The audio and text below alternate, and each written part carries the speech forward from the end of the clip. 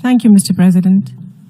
I take the floor to exercise India's right of reply in response to Pakistan's defense of terrorism. It is extraordinary that the state which protected Osama bin Laden and sheltered Mullah Omar should have the gumption to play the victim. By now, all Pakistan's neighbors are painfully familiar with these tactics of creating narratives based on distortions, deception, and deceit. This august assembly and the world beyond know that efforts at creating alternative facts do not change reality. Mr. President, in its short history, Pakistan has become a geography synonymous with terror. The quest for a land of pure has actually produced the land of pure terror.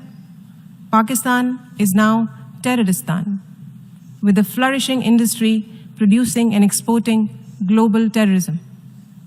Its current state can be gauged from the fact that Hafiz Mohammed Saeed, a leader of the United Nations designated terrorist organization, Lashkar-e-Taiba, is now sought to be legitimized as a leader of a political party.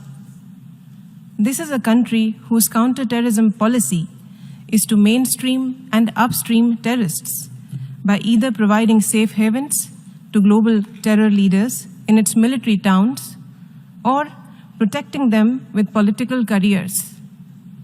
None of this can justify Pakistan's avaricious efforts to covet the territories of its neighbors. Insofar as India is concerned, Pakistan must understand that the state of Jammu and Kashmir is and will always remain an integral part of India. However much it scales up cross-border terrorism, it will never succeed in undermining India's territorial integrity. Mr. President, we also heard Pakistan complain about the consequences of its supposed counter-terrorism efforts.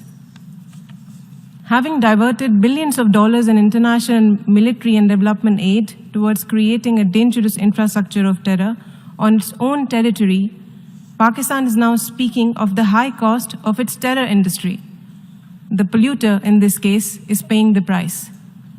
Mr. President, even as terrorists thrive in Pakistan and roam its streets with impunity, we have heard it lecture about the protection of human rights in India. The world does not need lessons on democracy and human rights from a country whose situation is charitably described as a failed state. Mr. President, Terroristan is in fact a territory whose contribution to the globalization of terror is unparalleled.